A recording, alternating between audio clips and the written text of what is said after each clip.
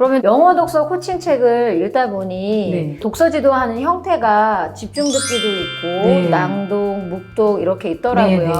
그럼 이러한 방법을 조금 적절하게 잘 배합해서 우리 아이들이 책을 조금 즐겁게 읽게 할 수 있는 방법들이 네. 있을까 좀 궁금하거든요. 사실 독서가 즐거우려면 아이들이 재밌어야 되잖아요. 그렇죠. 영어 독서 지도를 할 때 여러 가지 방법이 있어요. 자, 그런데 가장 일반적인 게 그 낭독이거든요. 우리가 사실 아이들한테 자, 여기서부터 여기까지 한번 읽어봐 이러면서 아이한테 읽기를 시키잖아요. 아이가 그냥 눈으로만 읽으면은 엄마들 입장에서는 선생님들 입장에서는 이 아이가 충분히 여기를 소화했는지 안 했는지 알 수가 없잖아요. 그래서 초기 단계에서는 아이가 막 읽어보게 할 수밖에 없어요. 소리 내어서. 이런 것을 우리가 낭독이라고 부르는데 이렇게 낭독하게 하면 상당히 좋은 점이 많습니다. 우선 아이가 이렇게 말할 수 있는 연습이 되기도 하잖아요. 여러 학자들이 말씀하시길 아이의 어떤 읽기 능력, 특히 이해력 이런 것을 아주 향상시킬 수 있고 또 어휘를 풍부하게 만들 수 있을 뿐만 아니라 또한 그 아이의 스피킹 연습까지 될 수 있기 때문에 정말 여러 가지로 너무 좋다라는 말씀을 많이 하세요. 그래서 영어 읽기 초기 단계에서는 낭독 위주로 이렇게 시작하면 참 좋고요. 자, 그런데 초기 단계에 너무 낭독만 또 해서 좋은 건 또 아니거든요. 왜 그러냐면 우선 아이가 소리 내서 읽으면 엄마들은 어때요? 어머, 뿌듯하잖아요. 이게 눈에 뭔가 아이가 읽고 있네? 어머, 발음도 괜찮네.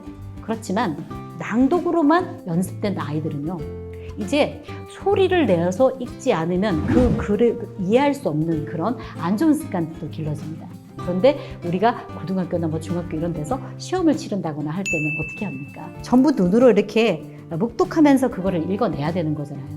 그런데 자기의 소리로 발음을 해갖고 그걸 들어야만이 이해가 되는 그런 습관이 붙는 것도 상당히 무서운 일이거든요. 서서히 수준이 높아지면서 묵독을 좀 더 많이 하는 식으로. 그리고 또 리딩 교재들 보면은 다 이제 원어민 녹음 파일이 같이 와요. 그래서 아이한테 무작정 그냥 한국 스타일로 막 읽게 하는 게 아니라 우선 먼저 원어민의 녹음 파일을 듣고 따라하고 이런 식으로 해서 아이가 이제 그 원어민의 어떤 발음이나 말하는 방식, 억양, 높낮이 이런 거 있잖아요.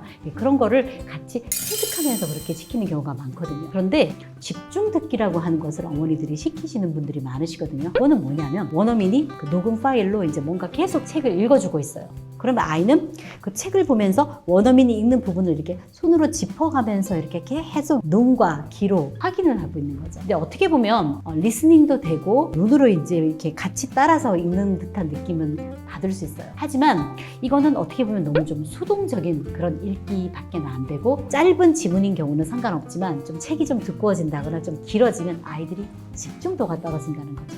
그래서 집중 듣기에만 너무 집중하실 것이 아니라 듣기도 중요하지만 아이의 낭독, 초기에는 낭독을 많이 저는 권해드립니다. 그리고 아이들의 읽기 레벨이 올라가면서 낭독은 사실 조금씩 줄어들고 이제 묵독이 좀 더 많아지거든요. Silent reading, 그러니까 그 묵독은요, 우리가 어른들이 지금 책을 읽을 때 어떻게 읽나요? 그냥 눈으로 그냥 읽잖아요.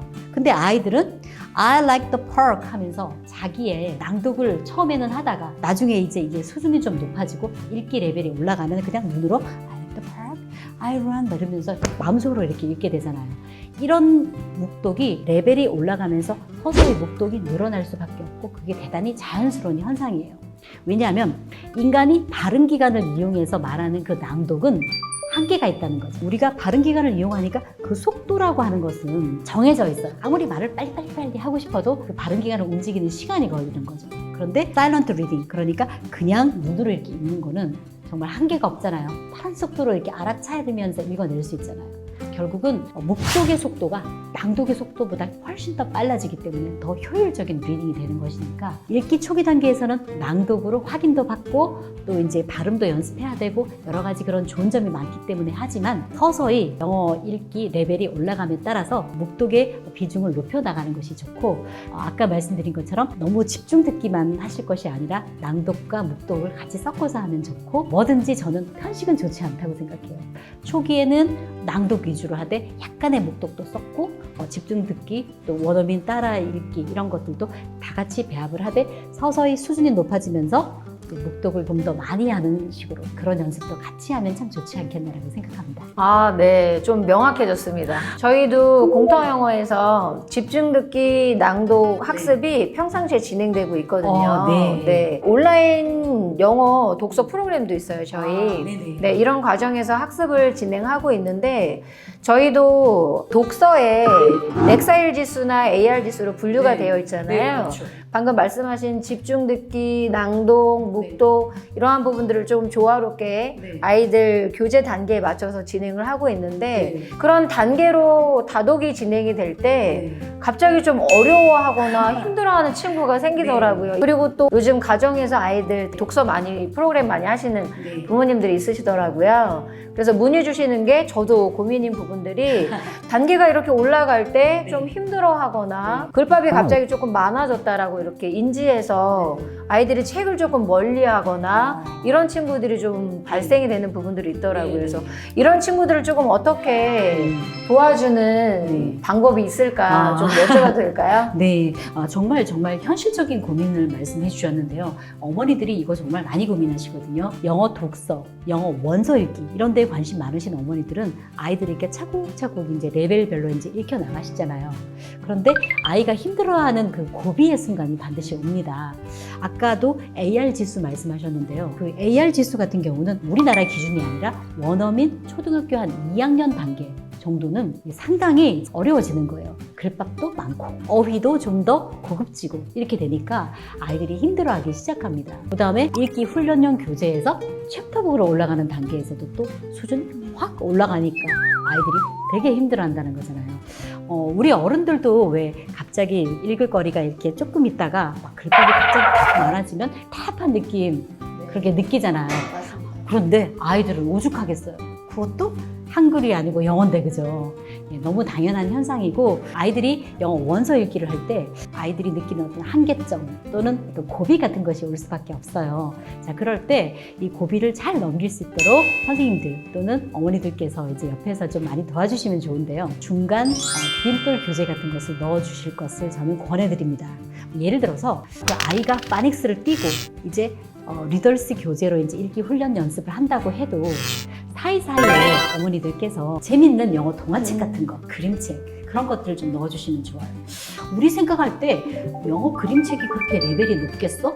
라고 생각하실 수 있어요. 그런데 영어 동화책은 그 안에 그 풍부한 내용이나 스토리를 다루기 위해서 얼마나 많은 어휘와 문법이 나오겠어요. 읽기 훈련용 교재인 리더스는 정말 짧은 문장들밖에 안 나오고 스토리도 단순하고 어떻게 보면 좀 지루할 수 있는데 아이들한테 영어 동화책 같은 거는 어때요? 이거는 스토리가 아주 화려해야 되다 보니까 어때요? 내용도 재밌고 많은 어휘들이 막 나오잖아요. 그런데 아이들 입장에서 봤을 때 혼자서는 그 동화책을 못 읽어요.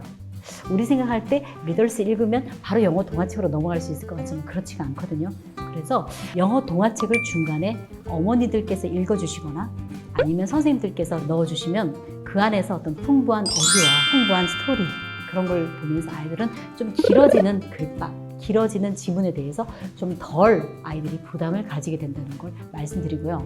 사실 이 영어 동화책은 꼭 아이가 파닉스 떼고 뭐 글자 읽고 이렇게 난 뒤부터 할 것이 아니라 아주 옛날부터 읽어줘도 좋아요. 영어를 못 읽던 그러니까 소리 정도로만 영어를 알고 있는 그 단계의 아이한테도 영어 동화책 정도는 어머니들께서 읽어주시면 참 좋다. 근데 저는 영어를 그렇게 잘하지도 못하고 발음도 별로 안 좋아서 읽어줄 수 있을 정도의 수준은 안 되는데요. 그렇다면 영어 원어민의 녹음된 영어 동화책을 들려주시면서 지금 여기를 하고 있다라는 정도로 이렇게 보여주시고 또 내용도 좀 설명해 주시면서 아이가 영어 동화책과 어린 적부터 이렇게 친하게 지내면 화려한 스토리에 아이들은 즐거움을 또 느끼고 뿐만 아니라 이제 긴 지문이나 글밥에 대해서도 이제 아이들이 좀 극복할 수 있기 때문에 그게 참 좋다라는 말씀을 드리고요.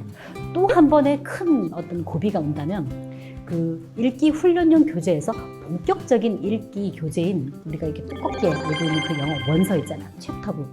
그 단계로 갈 때 아이들이 또 힘들어합니다. 그러면 간극을 어떤 좀 좁혀줄 수 있는 또 중간 교재로 저는 얼리 챕터북을 소개해드리고 싶은데요. 얼리 챕터북은 또 어떤 거냐면 챕터북이 이렇게 두껍다면 얼리 챕터북은 한 50페이지 정도고 챕터북보다는 글밥이 작고 리더스보다는 또 글밥이 많은 어떤 그 정도의 중간 정도 챕터북을 넣으시면은 아이들이 또 훨씬 어느 정도 마음의 준비를 하고 이제 글밥 많은 세상으로 갈 수 있는 그런 것이 된다고 저는 생각해요.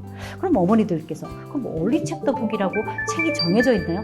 정해져 있지는 않아요. 그 로알드 달 시리즈 같은 거 보면은 150페이지짜리, 200페이지짜리 뭐 그런 책들도 있어요. 뭐 찰리와 초콜릿 팩토리 이런 거 있잖아요. 그건 한 150페이지 넘어가는 꽤 두꺼운 챕터북이죠. 그렇지만 그 밑에 보면은 30페이지, 40페이지 그 정도밖에 분량이 안 되는 아주 짧은 그런 것들도 많거든요. 그런 것들을 저는 얼리 챕터북이라고 생각하고 그런 책들을 단계별로 읽히면서 서서히 글밥을 늘리면 아이들이 또 그나마 그 레벨 상승기에 좀 어려움을 좀 덜어줄 수 있지 않을까라고 생각합니다. 아, 네.